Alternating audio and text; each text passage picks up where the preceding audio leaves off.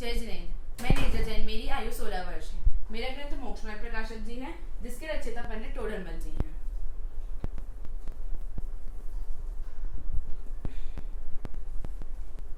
आचार्य कल्प पंडित टोडरमल जी के सर्वमान्य ग्रंथों में से एक अनुपम रचना श्री मोक्षमार्ग प्रकाशक जी है।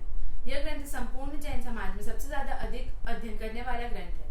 इस ग्रंथ की हस्तलिखित मूल प्रति आज भी पूर्ण रूप से सुरक्षित है। मूल प्रति से फोटोकॉपी कराने का कार्य पंडित टोडरमल स्मारक ट्रस्ट जयपुर द्वारा सन 1965 में प्रारंभ हुआ। ग्रंथादिराज की मूल प्रति में साहित्यिक भाषा ब्रज के साथ साथ स्थानीय भाषा ढूंढारी के भी कुछ अंश सम्मिलित हैं।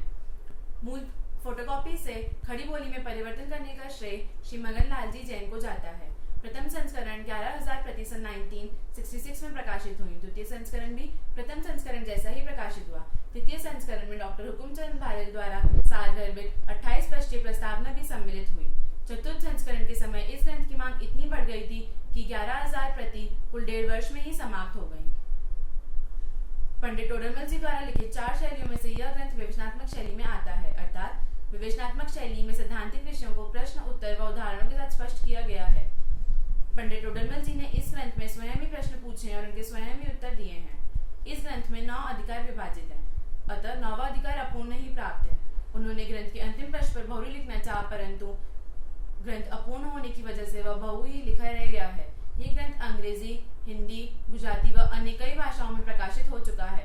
यदि आप ग्रंथ का अध्ययन करेंगे तो प्रथम 3 अधिकार तो पूर्ण प्राप्त करेंगे, परंतु चौथे अधिकार से कुछ अपूर्ण लगेगा। यह प्रतीत होता है कि अगर पंडित टोडरमल जी यह ग्रंथ पूर्ण करते तो कम से कम 5,000 पृष्ठों का एक यह सुंदर ग्रंथ होता।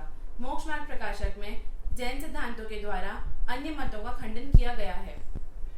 ग्रंथकार के बारे में मोक्षमार्ग प्रकाशक के महान रचनाकार पंडित टोडरमल जी हैं, जिनका जन्म विक्रम संवत 1776 व 77 में होना चाहिए।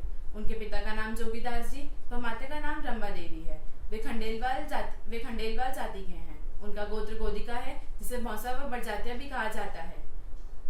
और 11 वर्ष की उम्र में ही उन्होंने न्याय, गणित जैसे कठिन विषयों का पूर्ण तरह से ज्ञान प्राप्त कर लिया था। पंडित जी कन्नड़, गुजराती व अब्रज भाषा के साथ साथ राजस्थानी ढूंढारी भाषा के भी प्रकांड विद्वान हैं।